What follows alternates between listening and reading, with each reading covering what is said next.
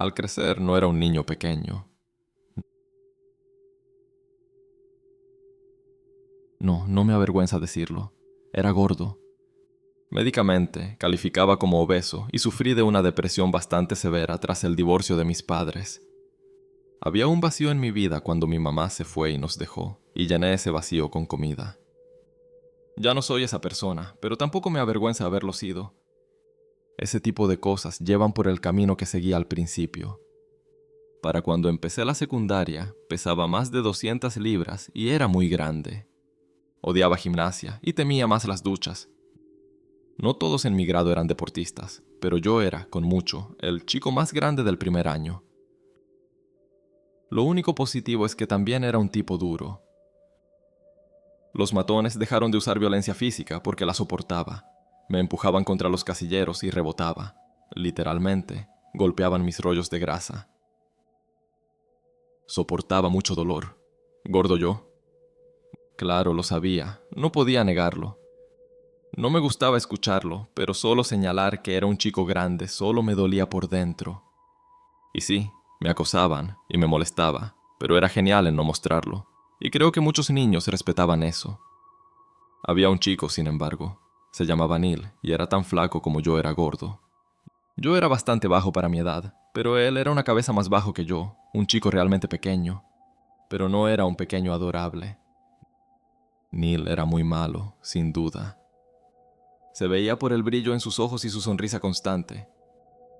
Y se rumoreaba que Neil podía ser tan matón que una vez hizo llorar a un chico mayor. Nadie sabía cómo Neil era un matón.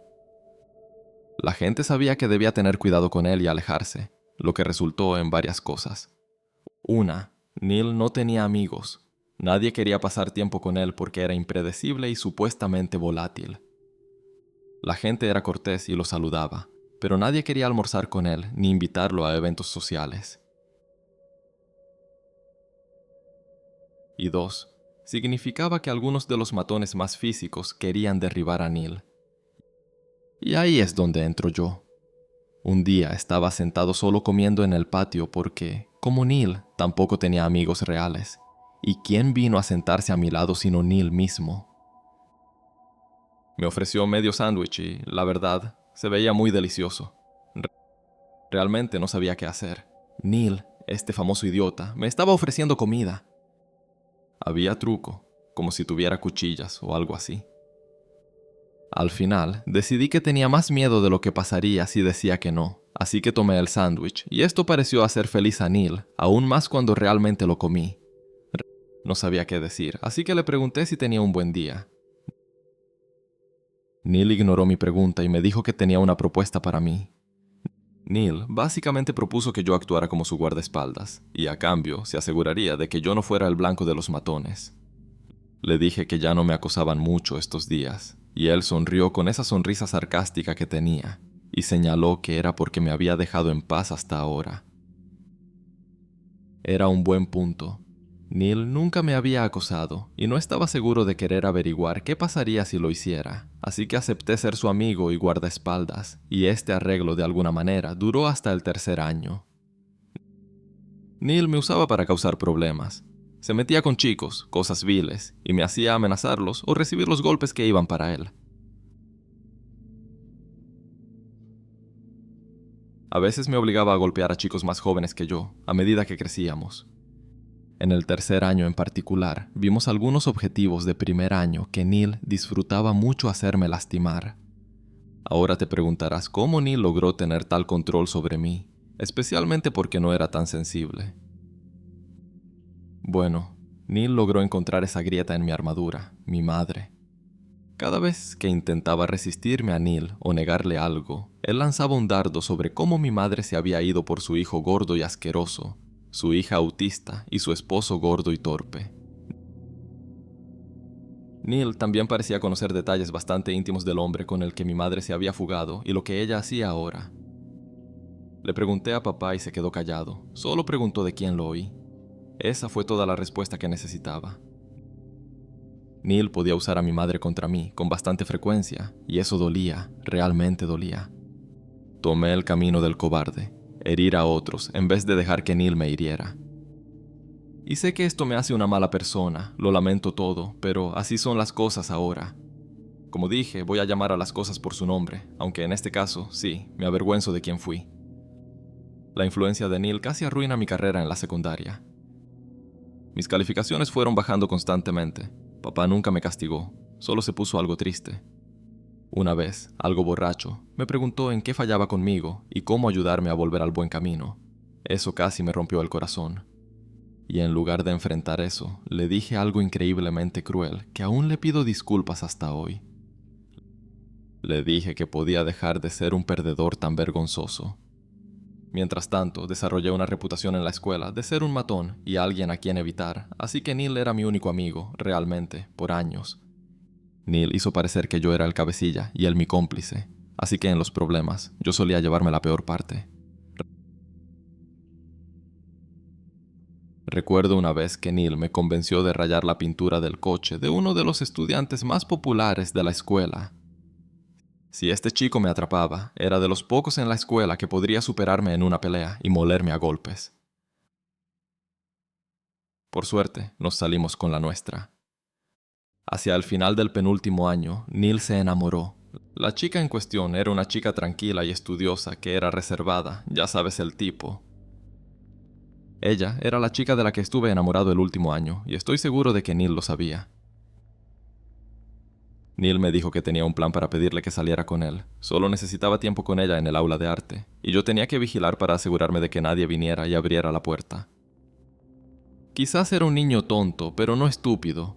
Sabía que nada bueno saldría de lo que Neil planeaba, así que esta vez dije no. Neil se desquició. Había guardado mucho. Cosas sobre mi mamá y, según él, cómo mi padrastro abusaba de mi hermana. Y luego tenía toda esta evidencia en su teléfono de mi participación y todo el acoso, cortado y editado de una manera que parecía que yo era el único culpable. Había minutos de grabación mía vandalizando el coche del estudiante de último año. Neil amenazó con revelar esto a ellos y con revelar a toda la escuela el tipo de mujer suelta que era mi madre y cómo supuestamente estaba prostituyendo a su propia hija. Y en ese momento vi rojo. Para entonces, mucho de mi grasa se había convertido en músculo y había tenido un gran estirón. Neil seguía pequeño. Levanté a mi acosador. Lo estrellé contra una mesa en el aula vacía. El crujido fue casi tan aterrador como los gritos de Neil. Sabía que había hecho algo realmente terrible, algo que ni siquiera Neil merecía. Y cuando todo salió a la luz, no protegí a Neil, pero tampoco intenté protegerme a mí mismo. Merecía gran parte de la culpa, y quería asumirla. Ir a la academia militar después fue mi elección. Me había asustado a mí mismo con mi propia ira, había lastimado a personas y había perdido el control. La familia de Neil quería denunciar, y la academia militar fue un compromiso. Y así fue como descubrí que el hombre por el que mi madre había dejado a la familia era el padre de Neil. Todo este tiempo, mi nuevo padrastro era el padre biológico de Neil, quien abandonó a la familia de Neil cuando él era solo un bebé, y solo puedo suponer que todo fue una especie de venganza indirecta contra mí al final. La escuela militar me formó y me adapté como pez en el agua. Me gradué, me uní al ejército y me quedé hasta hoy. Odio mi pasado, pero estoy orgullosa de en quién me he convertido. Y escuché que Neil tomó un camino mucho más oscuro y nunca intentó mejorar. En gran medida, me culpo a mí misma por esto. Ciertamente lo veo como una víctima en muchas circunstancias. Intento compensar quién era. Sirvo al país, dono a la caridad y envío dinero a mi papá para el cuidado de mi hermana. Afortunadamente, las acusaciones de abuso de Neil hacia mi hermana eran mentiras para desacreditar a su papá. Parece que no es tan malo. No quiero conocerlo, solo seguir enmendando por dejar que alguien muy desquiciado dictara y destruyera mi infancia.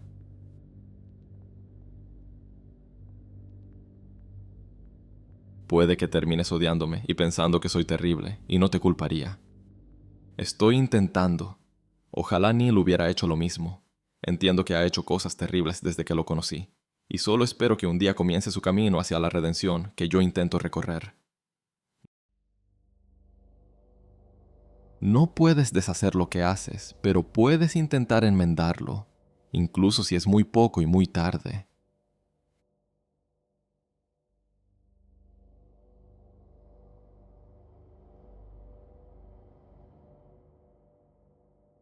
En la secundaria, admito que era un poco fumeta, un emo gótico que no se cuidaba bien y fumaba mucha hierba. Antes de que la marihuana fuera legal, no podíamos ir a la tienda a comprarla. Pasábamos los fines de semana en un escondite bajo un puente, no como el del famoso video de baile, y lo convertíamos en un lugar para pasar el rato. Alfombras, revistas, un estéreo a pilas, todo eso. Una regla era que si venías, traías snacks, y había un tipo que no seguía esa regla, ni ninguna realmente, y su nombre era Birmingham, y no era realmente su nombre real, imagino eso, pero insistía en que lo llamáramos así. Porque escucha esto, había estado en Birmingham, en Inglaterra, una vez de vacaciones por un mes, y había muchas formas en que Birmingham no encajaba. No era gótico ni emo, era más bien un hippie, y era un tipo blanco con rastas, aunque no estoy segura si eran rastas o si su cabello estaba realmente tan descuidado. Birmingham tampoco traía snacks nunca, y nunca contribuía con cosas gratis al refugio. Solo entraba y pasaba el rato mientras el resto de nosotros trabajábamos. Aunque algunos no teníamos buena higiene, Birmingham apestaba a sudor, y quien se sentaba a su lado, generalmente una chica, debía acostumbrarse a su olor. Mencioné que Birmingham tenía 32 años. Un hippie apestoso de 32 años pasando el rato con góticos y emos de secundaria, y no era tímido para coquetear con algunas de las chicas del grupo. ¿Por qué lo tolerábamos? Y la respuesta era simple. Éramos jóvenes, tontos, y él nos compraba alcohol y nos proporcionaba marihuana, por un precio, claro, del cual no ocultaba que sacaba beneficio. Un día simplemente apareció, nos dijo que podía conectarnos justo cuando nos preguntábamos cómo demonios conseguir sustancias. Spoiler, no lo hagan. Y desde entonces se quedó. Birmingham, con sus defectos, diferencia de edad y rareza, siempre estaba en nuestro grupo. Actuaba como rey del castillo y nosotros sus sirvientes adoradores, sobre todo las mujeres. Aunque todos resistíamos sus supuestos encantos, él actuaba como si constantemente deseáramos su apestoso cuerpo. Era asqueroso y fuimos tontos al dejarlo quedarse. Éramos 8, a veces, incluyendo a Birmingham. 4 chicas, 3 chicos de secundaria y él. 2 de los chicos eran demasiado perdedores para enfrentarse a él, y uno era tan depredador como Birmingham. Así que entre Birmingham y este otro raro, llamado Josh, nosotras las chicas teníamos que cuidarnos mucho. Empezamos penúltimo año y Birmingham intensificó su comportamiento. Seleccionó a un par de chicas, llamadas Sandy y Bridget, y comenzó a intentar que hicieran cosas extrañas con él. Primero ofrecía porros gratis, luego una bolsa de marihuana, y después marihuana con pastillas no especificadas. Estaba desesperado por ser tocado. Eso era todo lo que buscaba al principio. Y se corrió el rumor de que Sandy realmente cedió, e incluso hizo cosas extrañas con él por una bolsa de marihuana, y no la vimos durante una semana. Y cuando regresó al grupo, parecía deprimida y avergonzada, y no miraba a nadie a los ojos, y nos dio la impresión de que lo que vivió con él no fue bueno. Y sabiendo cuán presionante podía ser Birmingham, solo podía imaginarlo. Nadie quería mencionarlo a Sandy por si no era eso, pero a sus espaldas, la mayoría de los chicos, especialmente Josh, no eran comprensivos, mientras que las chicas sentían pena por ella. Hablamos de deshacernos de Birmingham, pero los chicos no querían saber nada. Él era nuestro pase gratis a marihuana y alcohol, y no lo perderíamos solo porque Sandy quería algo gratis.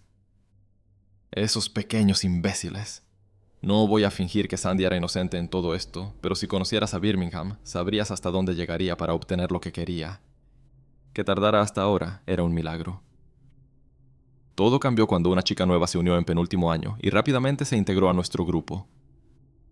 Su nombre era Summer, y curiosamente, tenía el cabello casi negro azabache, completamente natural. Y pronto se convirtió en una de nosotros, y Birmingham se enamoró, y también Josh. Este fue el primer conflicto. Summer, segura y provocativa, no quería nada con chicos, iniciando así una competencia entre Josh y Birmingham para ser el primero en ver a Summer sin ropa. No intentaban acostarse con ella, al menos aún no, Solo apostaron para ser el primero en verla consensualmente. Y la parte consensual no era por respeto, sino por presumir entre estos dos raros. A Summer no le gustó desde el principio. Dos tipos, uno de 32 años y apestando, querían que se exhibiera, y comenzó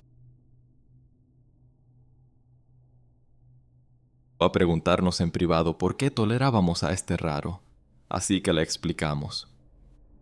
Preguntó por qué tolerábamos a Josh y nos dimos cuenta de que no había razón. Era un idiota raro que solía enfocarse en chicas fuera del grupo. Circulaban rumores sobre su trato. Novias pasadas.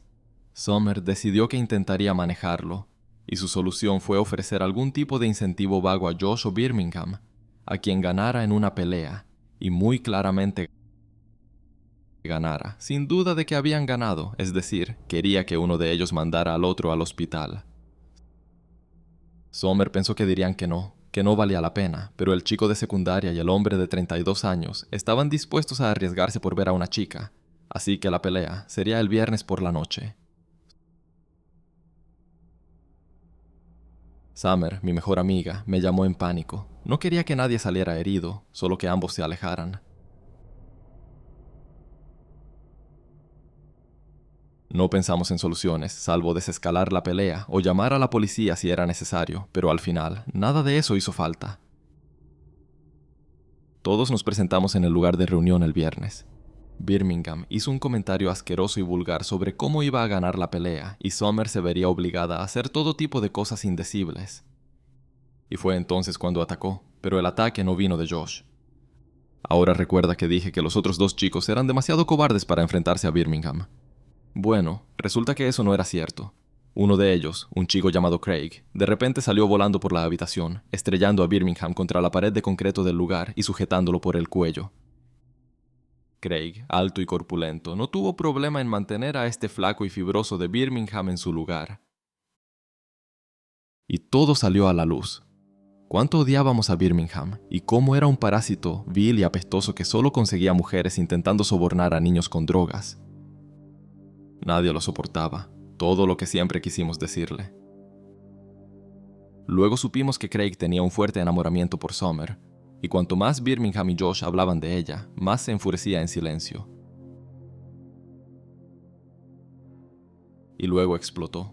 Vimos en silencio como Craig le dio un cabezazo a Birmingham en la nariz, rompiéndola, y lo amenazó con destriparlo si volvía a aparecer por el lugar o el pueblo.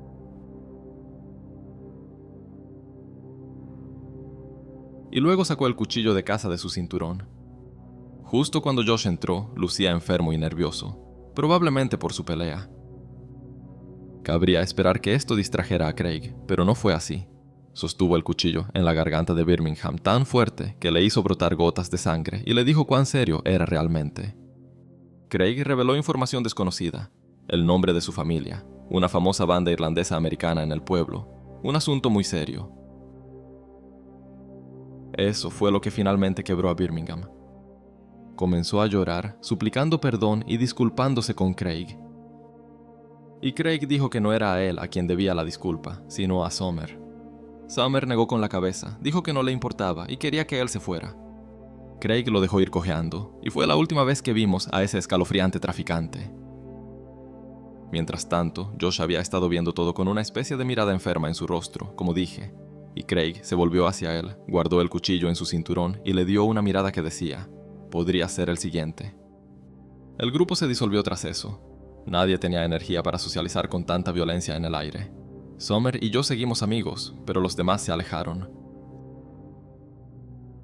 Aún somos amigos, y a veces Summer y yo recordamos cómo solíamos juntarnos con tres tipos diferentes que eran aterradores a su manera. Josh fue expulsado de la universidad por su conducta con una estudiante. Birmingham, mirando atrás, era más aterrador de lo que pensé. Un hombre adulto usando intoxicantes para atraer a menores. La cama con él. Aunque quizás menos peligroso, Craig era sin duda el más aterrador. Nada indicaba que explotaría ese día, ni que era la oveja negra de una familia muy violenta. Y solo podemos agradecer que el primer arrebato de ira de Craig se dirigió al objetivo correcto.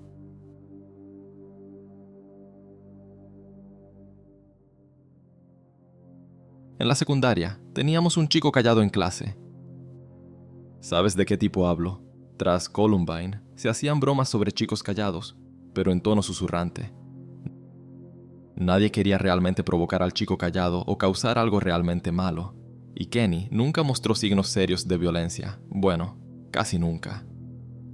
A veces algunos chicos populares lo molestaban y él se enfurecía y les gritaba, y cuando se enojaba, su voz se volvía incomprensible, lo cual no ayudaba con que lo llamaran con el insulto con R, o lento, o un peligro potencial para la sociedad. Ahora algunas cosas sobre Kenny que eran ciertas. Su mamá le cortaba el cabello con un tazón, y en los 2000 pensarías que debía saber que esto le traería la ira de 1000 estudiantes. Y también llevaba una mochila de Spider-Man todo el tiempo de la serie animada, y era antes de que cosas así fueran retro y geniales, así que esa era otra razón por la que se burlaban de Kenny. Apenas podía comunicarse, pensaba tanto que parecía ignorarte, y tenías que esperar para que Kenny respondiera, la mayoría de las veces.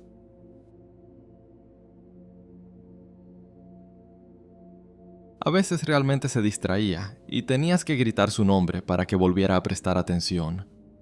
Mirando atrás, Kenny no debería haber estado en la escuela con chicos normales, o si estaba, debería haber tenido algún tipo de asistente o algo, y en cambio, este chico probablemente autista, probablemente con problemas mentales, fue dejado a defenderse solo en la jungla que es la secundaria. Me alivié cuando Bradley llegó a la escuela. Era un chico americano alto, rubio y sano que se llevaba bien con casi todos. Destacaba en deportes, era inteligente, lo tenía todo, y debo admitir que estaba un poco celoso. Y así Bradley se hizo amigo de casi todos en poco tiempo, pero de todas las personas con las que más pasaba tiempo era con Kenny, y supongo que podrías decir que lo tomó bajo su ala, pero no se sentía condescendiente o protector ni nada de eso. Sacó a Kenny de su caparazón. Sin ser marginado ni burlado, Kenny resultó ser un tipo muy divertido e inteligente. Era muy inteligente y un genio en ajedrez, igual que Bradley. Y Bradley lentamente integró a Kenny en varios grupos de amigos, y por su parte, Kenny sorprendentemente se integró de vuelta. Y era como si este chico extraño, único y hermoso, hubiera estado esperando bajo la superficie a alguien como Bradley para evolucionarlo. Y fue absolutamente, completamente trágico que simplemente no pudiera durar. Un día llegué un poco tarde a la escuela porque no tenía clase en la primera hora, y en cuanto llegué, pude notar que había un alboroto. Había policías allí, y parecía que estaban registrando los casilleros, en particular el de Kenny. Vi cómo embolsaban algo y lo sacaban del lugar, y poco después, un Kenny llorando y sollozando fue llevado por el pasillo esposado. Aquí está la historia que nos contaron. Bradley, como su mejor amigo, había descubierto que Kenny planeaba envenenar la comida de la cafetería con algún tipo de veneno. Este plan estaba en marcha desde antes de que Bradley llegara a la escuela, pero en lugar de aprovechar su nueva popularidad, Kenny decidió seguir adelante. Bradley había visto el veneno en el casillero de Kenny y a pesar de su amistad no pudo ignorarlo y lo reportó a la escuela. El padre de un niño, alto mando en la policía, vio las notas de la investigación y parecía que no tenían mucho contra Kenny. Él afirmaba que ni siquiera sabía qué era esa sustancia. Y entonces Bradley encontró el manifiesto. Estaba escondido detrás de una pared falsa en el casillero de Kenny, y Bradley lo sacó de alguna manera, detallando el plan de envenenar la comida y cómo el mismo día iba a llevar 3 pistolas de su padre a la escuela y acabar con todos de esa manera. Bradley llevó este manifiesto directamente al decano, y supongo que no lo había pensado bien. ¿Cómo Bradley accedió al casillero de Kenny? Halló la pared y el manifiesto y la policía no lo hizo. 2. El padre de Kenny murió hace años, y aunque podría haber tenido armas, era un firme opositor. La idea de que Kenny accediera a las armas de su padre parecía ridícula. 3. El manifiesto se escribió antes de que Bradley llegara a la escuela, pero la comida que Kenny iba a envenenar no estaba en el menú hasta ese año. Esto hizo que las autoridades escolares y la policía sospecharan. Kenny había sido suspendido de la escuela en ese momento, ya que no había pruebas de que planeara cometer un crimen. Y luego, lo siguiente que supimos fue que Bradley tampoco asistía más. Brad era un psicópata expulsado de su última escuela por comportamiento antisocial. Su padre tenía una empresa de exterminio especializada en ratas. Uno de los pocos usos restantes de ese veneno es en el veneno para ratas. Kenny no habría podido conseguir ese tipo de cosas fácilmente. Bradley lo habría hecho, y finalmente, con órdenes de registro, la policía pudo probar que faltaban botellas de este material del inventario del padre de Bradley. Y no solo eso, pudieron acceder a la computadora familiar, y lo que encontraron fue muy incriminatorio: un archivo guardado que contenía todo el manifiesto. Según el chico, cuyo padre era detective principal, Bradley se derrumbó y cantó como un canario, no arrepentido, sino orgulloso. Al llegar a la escuela, vio a Kenny y oyó las bromas del chico callado, lo que despertó su curiosidad. Quería saber qué tipo de castigo se le daría a alguien que pudiera ser un criminal escolar, y tenía curiosidad sobre el efecto que tendría en Kenny. Se rumorea que cuando le preguntaron, Bradley admitió fríamente que tenía curiosidad si Kenny cometería algún acto contra sí mismo. Ya sabes a lo que me refiero. No sé qué le pasó a Bradley. Fue expulsado, pero no estoy seguro de los cargos criminales en su contra. Su padre insistió en que el veneno extraviado no tenía nada que ver con su hijo, así que nunca volvimos a ver a Bradley, y tampoco a Kenny. Todo el incidente lo quebró, y desearía poder decir que superó sus experiencias, regresó a la escuela y fue acogido por nosotros nuevamente. Sé que lo habríamos recibido de nuevo, pero Bradley lo rompió. Kenny pasó el resto de su escuela en una institución mental, y creo que aún sigue allí. He intentado encontrarlo algunas veces, pero nunca he tenido éxito. Si estás viviendo tu mejor vida, Kenny, y escuchas esto, te deseo lo mejor. Bradley, pareces ser un psicópata, y espero que hayas terminado encerrado por la seguridad de todos. Pasar mi adolescencia cerca de ti fue escalofriante y horrible, y cómo torturaste a Kenny es imperdonable. Los adultos pueden ser terribles, pero los niños pueden ser verdaderamente malvados.